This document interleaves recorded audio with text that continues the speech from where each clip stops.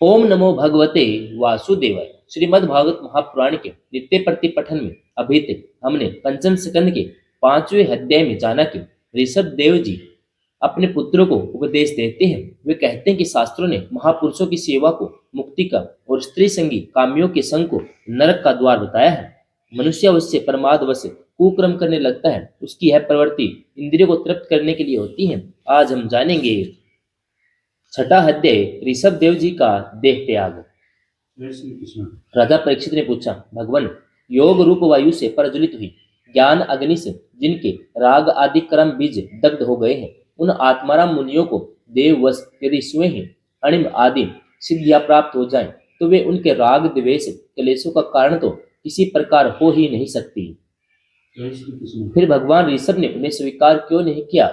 श्री सुखदेव जी ने कहा, तुम्हारा कहना ठीक है कि तो संसार में जैसे चालाक व्याध अपने पकड़े हुए मृग का विश्वास नहीं करते, उसी प्रकार बुद्धिमान लोग इस चंचल चित्त का भरोसा नहीं करते। जय श्री कृष्ण। ऐसा भी कहा गया है कि इस चंचल चित्त से कभी मैत्री नहीं करनी चाहिए। इसमें विश्वास करने से ही मोहिनी रूप में फंसकर महादेव जी का चीरकाल तक संचित तप क्षीण हो गया था। जय श्री कृष्ण। जैसे व्यभिचारिणी स्त्री जार पुरुष को अवकाश देकर उनके द्वारा अपने में विश्वास रखने वाले पति का वध करा देती है, उसी प्रकार जो योगी मन पर विश्वास करते हैं, उनका मन काम और क्रोध, उसके साथ ही क्रोध स्त्रियों को आक्रमण करने का अवसर देकर उन्हें नष्ट भ्रष्ट कर देता है। जय श्री कृष्ण। काम, क्रोध, मद, लोभ, मोह, भय आदि स्त्रियों का तथा क्रम बंधन का मूल तो यह मन ही है। इस पर कोई भी बुद्धिमान कैसे विश्वास कर सकता है? जय श्री कृष्ण। इसी से भगवान ऋषभ देव यद्यपि इंद्र आदि सभी लोकपालों के भी भूषण स्वरूप थे, तो भी वे जड़ पुरुषों की भांति अवधूतों से विविध वेश, भाषा, आचरण से अपने ईश्वरीय प्रभाव को छिपाए रहते थे। जय श्री कृष्ण। अंत में उन्होंने योगियों को देह त्याग की विधि सिखाने के लिए अपना शरीर छोड़ना चाहा। वे अपने अंतःकरण में अभेद रूप से स्थित परमात्मा को अभिन्न रूप से देखते हुए वासनाओं की अनुवर्ति से छूटकर लिंग देह के अभिमान से भी मुक्त होकर उपराम हो गए। जय श्री कृष्ण। इस प्रकार लिंग देह के अभिमान से मुक्त भगवान ऋषभ देव जी का शरीर योग माया की वासना से केवल अभिमान आभास के आश्रय ही इस पृथ्वी तल पर विचरता रहा। जय श्री कृष्ण।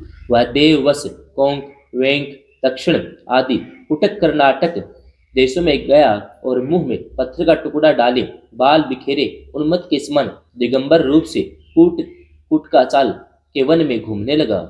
जय श्री कृष्ण। इसी समय झंझावात से झकझोरे हुए बांसों के घर्षण से प्रबल दावा अग्नि धधक उठी। उसने सारे वन को अपनी लाल लाल लपटों में लेकर ऋषभ देव जी के सहित भस्म कर दिया। जय श्री कृष्ण। राजन, जिस समय कलयुग में अधर्म की वृद्धि होगी, उसी समय कोंक, वेंक, कुटक देश का मदमंती राजा अरहत वहां के लोगों से ऋषभ देव जी के आश्रम अतीत आचरण का वृतांत सुनकर स्वयं उसे ग्रहण कर लोगों के पूर्व संचित पाप फल रूप होनहार के वशीभूत हो भय रहित सौधर्म पथ का परित्याग करके अपनी बुद्धि से अनुचित और पाखंड पूर्ण कुमार्ग का प्रचार करेगा। जय श्री कृष्ण। उससे कलयुग में देव माया से मोहित अनेकों अधम मनुष्य अपने शास्त्र विहित सोच और आचार को छोड़ बैठेंगे।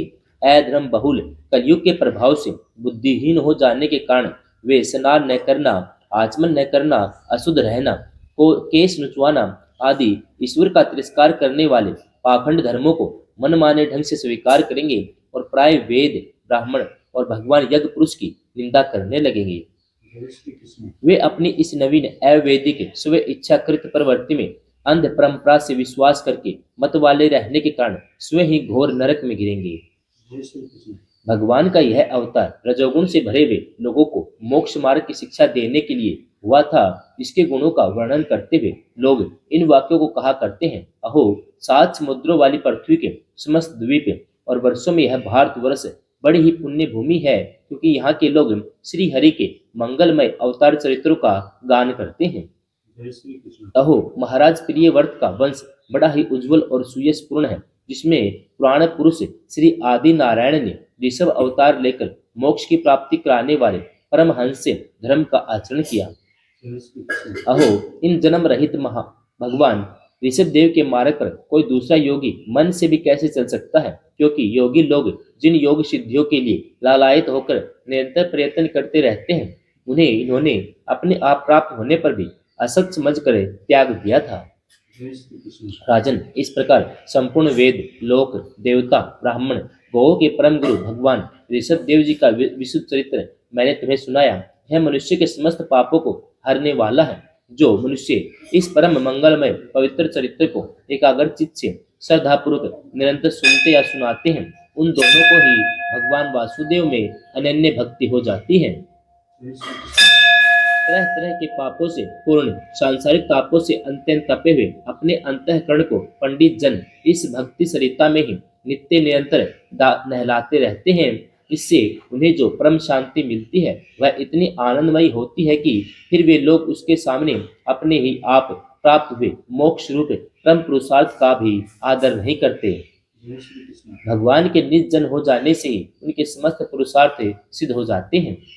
जय श्री कृष्ण। राजन, भगवान श्री कृष्ण स्वयं पांडव लोगों के और यदुवंशियों के रक्षक, गुरु, इष्टदेव, सुहृद और कुलपति थे। यहाँ तक कि वे कभी कभी आज्ञाकारी सेवक भी बन जाते थे। इस प्रकार भगवान दूसरे भक्तों के भी अनेकों कार्य कर सकते हैं और उन्हें मुक्ति भी देते हैं, परंतु मुक्ति से बढ़कर जो भक्ति योग है उसे सहज ही नहीं देते। जय श्री कृष्ण। निरंतर विषय भोगों की अभिलाषा करने के कारण अपने वास्तविक श्रेय से चिरकाल तक बेसुध हुए लोगों को जिन्होंने करुणावश निर्भय आत्मलोक का उपदेश दिया, जो स्वयं निरंतर अनुभव होने वाले आत्म स्वरूप की प्राप्ति से सब प्रकार की तृष्णाओं से मुक्त थे, उन भगवान ऋषभ देव जी को नमस्कार है।